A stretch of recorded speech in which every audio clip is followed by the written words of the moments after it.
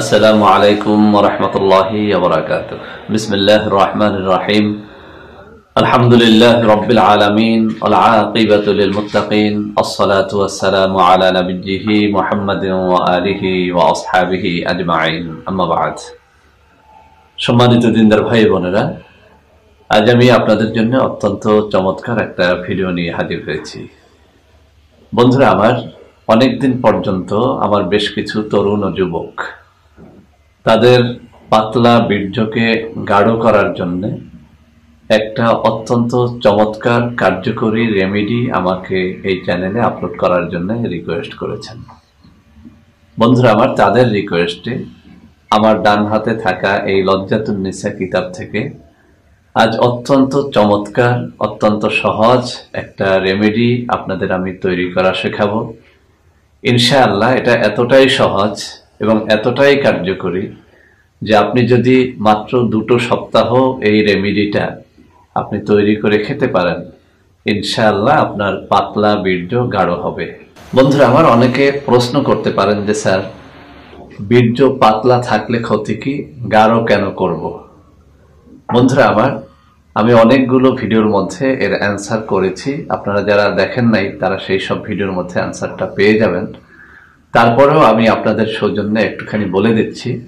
পাতলা বীর্যের তুলনাটা হচ্ছে 1 গ্লাস পানির মতো। যেমন হাতে থাকা গ্লাসের মধ্যে যদি পানি থাকে আর সেই গ্লাসটা যদি হাত থেকে পড়ে যায়, পানিটা কিন্তু মুহূর্তের ভিতরেই ফ্লোরের মধ্যে গড়িয়ে পড়ে যাবে। কিন্তু আপনার হাতে যদি থাকে একটা বোতল অথবা একটা গ্লাস, যে গ্লাসের মধ্যে 1 গ্লাস খেজুরের গাঢ় গুড় যদি থাকে, অ্যাক্সিডেন্টলি যদি সেই গ্লাসটা হাত থেকে পড়ে যায়, এই গুড়টা কিন্তু পানির মতো খুব দ্রুতই ফ্লোরে পড়ে যায় না।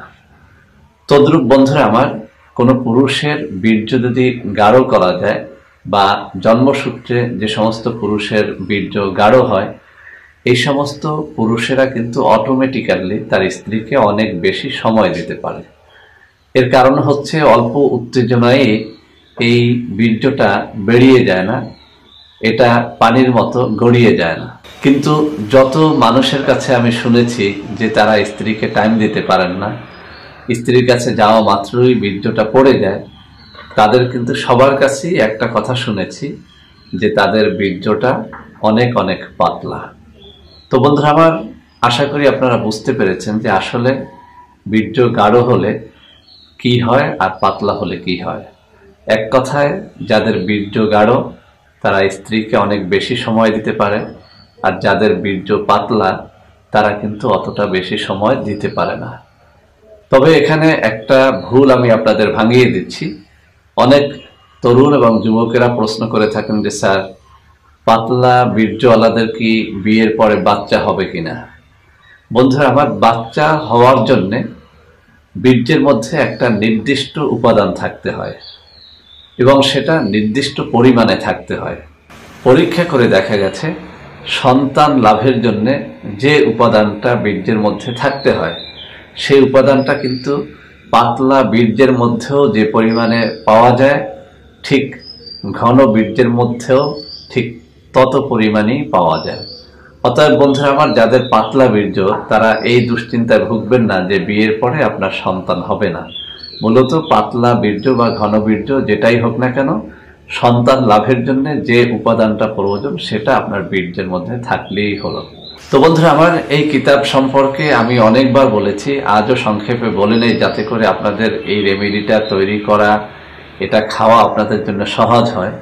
এই কিতাব লজ্জাতুন্নিসা, অনেকেই না বুঝে নানা রকমের কথা বলে থাকেন। আসলে এই কিতাবটি অত্যন্ত দামি, অত্যন্ত কার্যকর একটা কিতাব। বিশেষ করে আমাদের বাংলাদেশ, ভারত উপমহাদেশের মধ্যে এই কিতাবটি সব থেকে বেশি সমাদৃত একটা কিতাব যারা তাবিজ কবজ করেন তাদের কাছে। কেননা এই কিতাবের মধ্যে একটা কথা লেখা আছে, বিশ্বের নানা প্রান্তে ছড়িয়ে ছিটিয়ে থাকা সব থেকে পরীক্ষিত, সব থেকে কার্যকরী তদবিরগুলো কিন্তু এই কিতাবের মধ্যে একত্র করা হয়েছে। তো আজকে যে তদবিরটি আপনাদের দিচ্ছি, ইনশাআল্লাহ আপনারা আমি এখন যেভাবে বলবো সেভাবে যদি তৈরি করে খেতে পারেন, ইনশাআল্লাহ আপনাদের যাদের পাতলা বীর্য সমস্যাটি রয়েছে, স্ত্রীর কাছে গেলেই বীর্যপাত হয়ে যায়, কোনোভাবেই তাকে সময় দিতে পারেন না, ইনশাআল্লাহ তারা সময় দিতে পারবেন। তো বন্ধুরা আমার, এখন আমি আপনাদেরকে এই কিতাবের 618 নম্বর পৃষ্ঠায় বর্ণিত বীর্যকে গাঢ় করার যে তদবিরটি দেয়া হয়েছে সেটি পড়ে শোনাবো। আশা করি আপনারা মনোযোগের সাথে শুনবেন, যদিও আমি পড়া শেষে ভালো করে বুঝিয়ে দেওয়ার চেষ্টা করব। তো বন্ধুরা আমার, এখানে যে কথাটা বলা হয়েছে, বীর্য গাঢ় করার আশ্চর্য হালুয়া। ছাগলের 1 সের দুধের সাথে ইসবগুলের ভুসি আধা সের আর মিশ্রি আধা পোয়া মিলাইয়া আগুনে জাল দিয়া হালুয়া তৈরি করবে। এটা 1 মাস খেতে হবে, এতে বীর্য অতি গাঢ় হবে।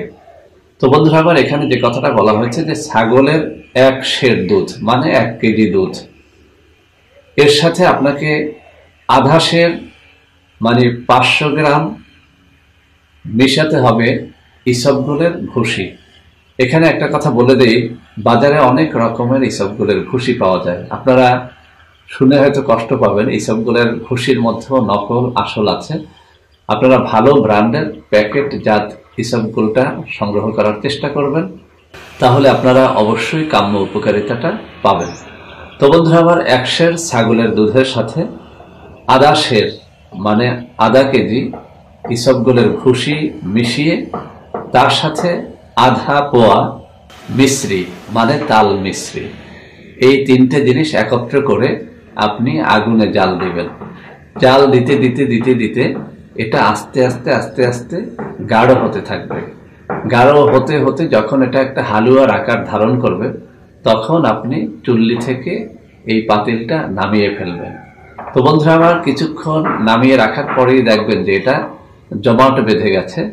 বন্ধুরা আমার, প্রথম দিন তো তাজা তাজা খাওয়া যাবে, এরপর আপনারা অবশ্যই এটাকে ফ্রিজের নরমালে রেখে প্রতিদিন সকালবেলাতে 2 চামচ এবং রাত্রিবেলাতে ঘুমোতে যাওয়ার আগে অর্থাৎ সহবাসের আগে 2 চামচ করে খাবেন।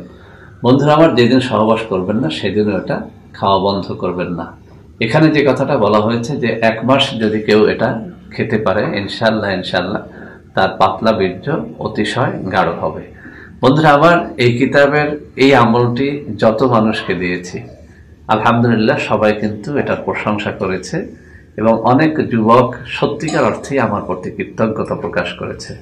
আমি আপনাদেরকে বলবো, আপনারা এটি তৈরি করেন, খান, ইনশাল্লাহ এর দ্বারা উপকার লাভ করতে পারবেন। তো বন্ধুরা আমার, আশা করি আজকের এই ভিডিওটি আপনাদের অনেক অনেক কাজে দেবে। বন্ধুরা আমার, ভিডিওটি ভালো লাগলে লাইক করবেন, কমেন্ট করবেন, শেয়ার করবেন, আমাদের চ্যানেলটিকে ভালোবেসে সাবস্ক্রাইব করবেন। আল্লাহ হাফেজ। আসসালামু আলাইকুম ওয়া রাহমাতুল্লাহি ওয়া বারাকাতুহু।